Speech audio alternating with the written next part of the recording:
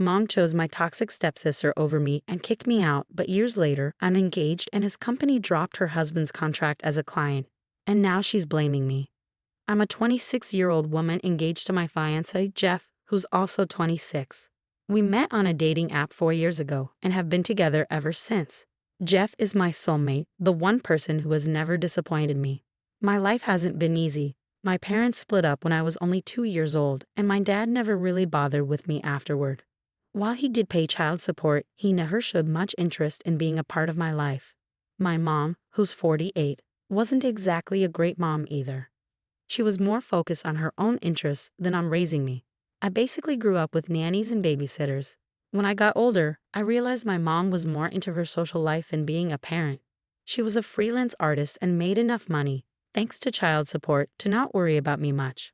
Honestly, I think if it wasn't for the money, she would have kicked me out long ago. She never seemed attached to me and mostly just waited for me to grow up and leave her alone. When I was about 13, my mom started dating Matt, who was 50. He had a daughter my age named Jess. When they first came over, my mom stressed how important it was for me to behave well. It struck me because she'd never cared about that with my previous boyfriends. Normally, she just let me know guests were coming, and I'd hide in my room until they left. But this time, I sensed my mom was serious about this guy, Matt. Otherwise, she wouldn't have bothered about my behavior. It made me realize she wouldn't have even noticed me if she wasn't into him. When I first met Matt and Jess, they seemed nice, and the introduction went smoothly. Little did I know what was coming next. Matt started coming over more often, and it felt like they were practically moving in together. It didn't bother me much as long as they left me alone. I was fine with it. They became a regular presence, with Jess visiting occasionally as she split her time between her mom's and our place. At first, they either treated me okay or just ignored me, which suited me fine since I wasn't too fond of any of them. I didn't care much about my mom, so caring about people connected to her was hard. All I wanted was some peace and quiet, which I had for a while. Then they decided to move in together permanently. I wouldn't have minded, but my mom said I had to share my room with my stepsister now. I refused. That room was mine, always had been, and it was the only place I felt at peace. In that house, I had my own little corner, and I wasn't about to give up my freedom by sharing my room with someone I barely knew. When I told my mom I wasn't going to share, we had a huge argument. She threatened to kick me out if I didn't obey. I was only 14, but I knew my rights.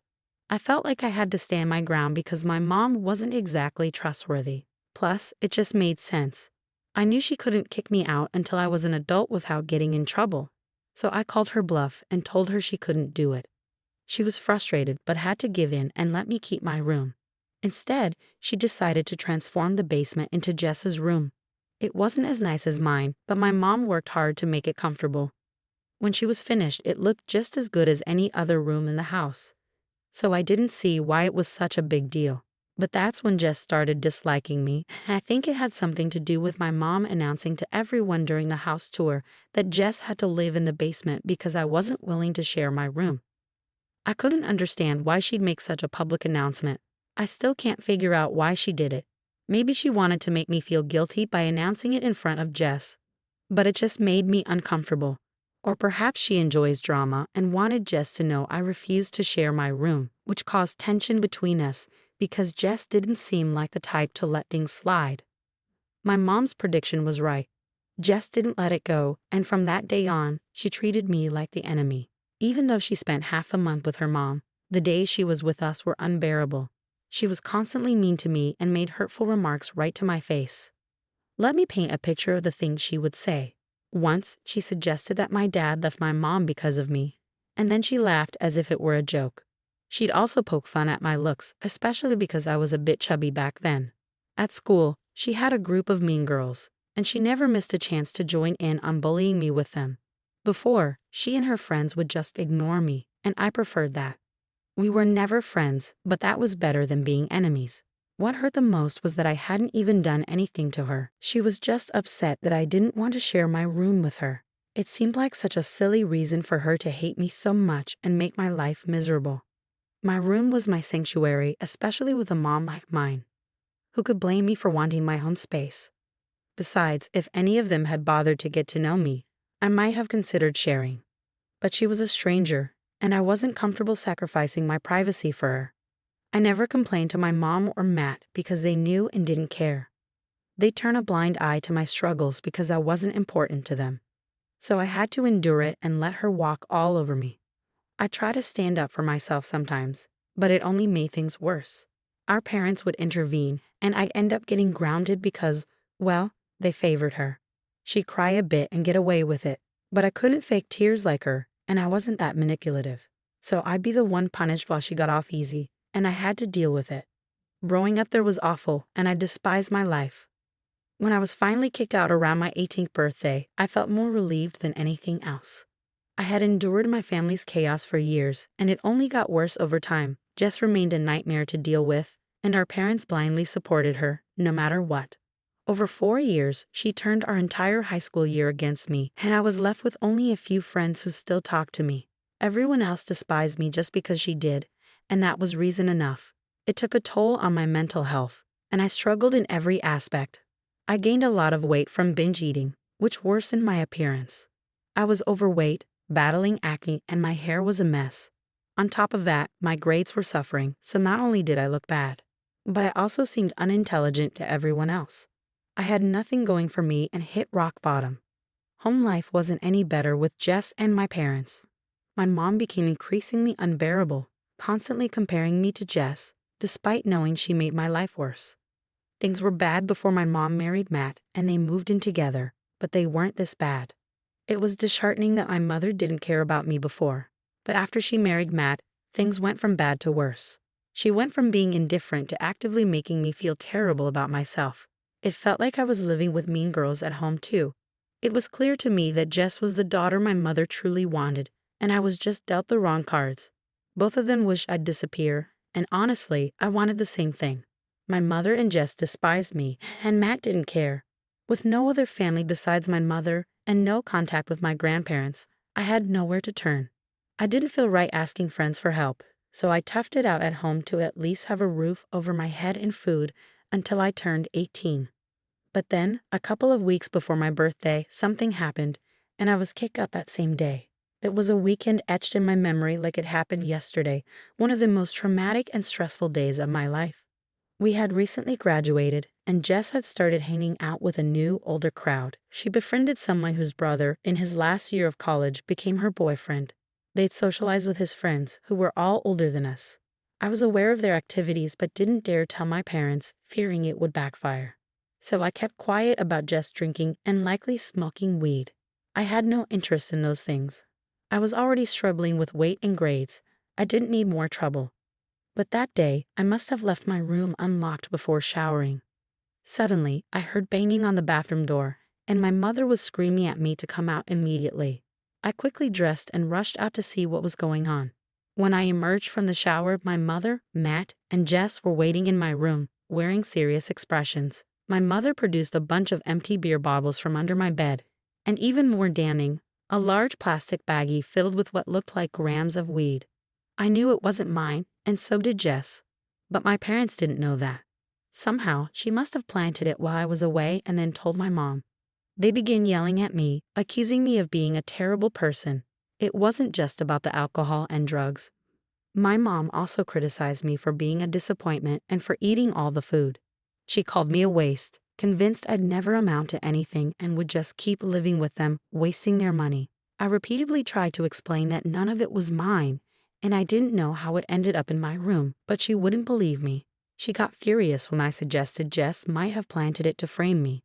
She yelled that I was always jealous of her and would never be as good at anything, which is why I was trying to shift the blame. I was in tears, but she didn't seem to care and kept yelling. Eventually, she stopped and told me I had to leave. I was baffled and asked her where I was supposed to go. She said she didn't care as long as I left because she was fed up with me. When I insisted I wasn't leaving, she threatened to call the cops and warned that at almost 18, they'd take drug charges seriously. She didn't want an addict in her house draining her resources. She said I had to fend for myself now because she was done pretending to be a happy family with someone who didn't deserve it. I begged her not to kick me out, knowing I had nowhere else to go and no money of my own. But she remained unmoved. She gave me until the end of the day to leave, or she'd call the police herself. I was stunned by her heartlessness, and even more so by the fact that neither Matt nor Jess objected. They acted like everything was normal. After a lot of tears and pleading, I reluctantly started packing my things. Between facing drug charges and living on the streets, I preferred the latter. By evening, I was finished packing. As I left the house, nobody said goodbye, and I didn't look back either. I spent a couple of hours at the park, but it got too cold, so I decided to go to a friend's place for the night, hoping they'd let me stay. I went to my best friend Amy's house and asked if I could stay for a few days. She already knew about my parents, so I didn't have to explain much. I shared the events of the day with her, and she was shocked. She suggested her parents could help if I let them. I'd always kept the way my parents treated me secret. Even from Amy's parents, unsure if anyone would believe me. I felt uncomfortable sharing such personal details of my life with others. That day, Amy insisted I tell her parents everything, and they were just as appalled as she was. They called my mother, trying to reason with her, but she was rude and unyielding. Realizing they couldn't change her mind, they did something incredibly kind. They offered to let me live with them for as long as I needed, promising their full support.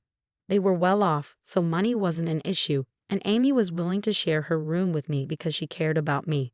I spent the next few years living with them, attending community college since it was the only place I could get into with my grades. I worked and saved money to find my own place, but Amy's parents never pressured me to leave. They made sure I felt comfortable and supported. About 3 years ago, I finally saved enough to move out. I was proud of myself and deeply grateful to Amy and her parents. I couldn't have done it without them.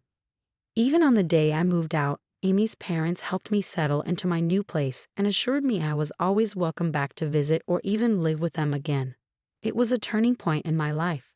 By then, I had shed a lot of weight, improved my health, and felt much better overall. I was also earning enough to support myself and had spent a good amount of time working on myself. I decided to start dating because I eventually wanted to get married and needed to start looking. Before Jeff, I had met a few guys, but things never progressed far. When I met Jeff, everything clicked. I realized he was the one meant for me. He was funny, cute, and seemed genuinely interested in me. When we started dating, I didn't know he was wealthy or set to inherit his family's chain of restaurants. I just liked him for who he was. It was only after a few months that he shared his family background, and I learned about his future inheritance. Some might assume that learning about his wealth could alter things for me, but honestly, he remained the same person I knew all along. Knowing about his background didn't change my feelings, and I loved him just as deeply as before. After about a year of dating, we decided to move in together, and he introduced me to his family a few months prior. I got along well with everyone, and they all liked me. Everything seemed perfect, so when he proposed recently, saying yes was an easy decision. We've been engaged for 2 months now, and everything's been going wonderfully. Then, about 2 weeks ago, I received an email from Jess. We hadn't spoken in almost 8 years, and I hadn't heard from my family since I was kicked out. I was puzzled as to why she'd reach out now, especially to make amends. Enough time had passed, and neither of us seemed interested in fixing things. So when I read her email apologizing for everything and admitting she'd been awful, I was really confused. She confessed to orchestrating everything in my room because she simply loathed me for no apparent reason. It was baffling why she would confess to it years later, and I sensed something wasn't right about the situation. The timing was suspicious, especially since I had just gotten engaged, and she likely knew about it from social media or word of mouth. Given that we attended the same high school, I decided to investigate further. After some digging, I discovered that Jess's husband owned the business that supplied plastic containers for takeaway orders to Jeff's restaurants. It was relatively easy for me to gather this information by creating a fake profile and stalking her online. Her husband's bio mentioned his line of work, which aligned with what I already knew about Jeff's business plans. I immediately informed Jeff about the connection. In the past few years, I've made a conscious effort to distance myself from my old life, avoiding following any family members online and asking friends not to update me on their news. So I had no idea that Jess had gotten married until I discovered her husband's connection to our business dealings. Upon learning this, Jeff and I decided to terminate our contract with him. The costs were high, and more significantly, I couldn't bring myself to engage with Jess again, even on a professional level. Jeff also mentioned that the quality of the products from Jess's husband had deteriorated over time, and they were already considering switching suppliers. So last week, a few days after I received that email from Jess, Jeff held a meeting with her husband and ended their contract. However, Jess seems to believe that I orchestrated this to seek revenge on her. She's been accusing me of this through emails and social media posts, despite our lack of contact for almost a decade. While I might harbor some resentment, it's not the driving force behind her husband losing our contract. A few days ago, she posted on social media, stating that many clients had been dropping them lately, and this was the final blow. However, she insisted that our decision was fueled solely by spite and labeled it highly unprofessional. She even tagged our Facebook page, creating quite a messy situation. While I can't deny there was a personal aspect to our decision, she also mentioned in her post that she and her husband had been losing clients consistently. While I feel somewhat remorseful, especially considering her struggles, I believe our decision was based on both personal and professional factors. I feel a bit guilty for influencing my fiancé to sever ties with my estranged stepsister's husband, Aita. Update: Jeff consulted with his dad's lawyers, who agree that our actions were justified. We've decided to pursue legal action against them, demanding the removal of their defamatory posts and pressing charges. The truth is, the products we were receiving were overpriced and subpar, so naturally, we sought better options elsewhere. It's purely coincidental that I'm married to the owner of that business. Instead of improving their services, she chose to tarnish our reputation on social media. It's absurd that I even felt sympathy for her given everything she put me through. Your support has helped me see things clearly, so thank you all for your comments and encouragement. Update 2. Jeff and his father initiated a defamation lawsuit against Jess and her husband a few days ago. We're scheduled to meet with a court-appointed mediator soon. Meanwhile, my mother has once again taken it upon herself to defend her stepdaughter. It feels like a high school drama, but thankfully, I can ignore them now without worrying about my living situation. Despite my mother's attempts to provoke me, I've chosen to block her and focus on my own life. I refuse to let their negativity affect me. I'm engaged to the man of my dreams, and I'm about to start a new chapter in my life. I have no room for them or their drama. Update 3. Quick update for you all. We won the defamation lawsuit thanks to the relentless efforts of my father-in-law's lawyers. They were able to swiftly resolve the matter, holding Jess and her husband accountable for their actions. Hopefully, this will prompt them to prioritize their business and meet their clients' expectations. With the legal battle behind us, Jeff and I can now shift our focus entirely to planning our wedding. I'm beyond excited to marry Jeff, my soulmate. I've waited so long to find someone like him, and now that I have, I'm holding on tight.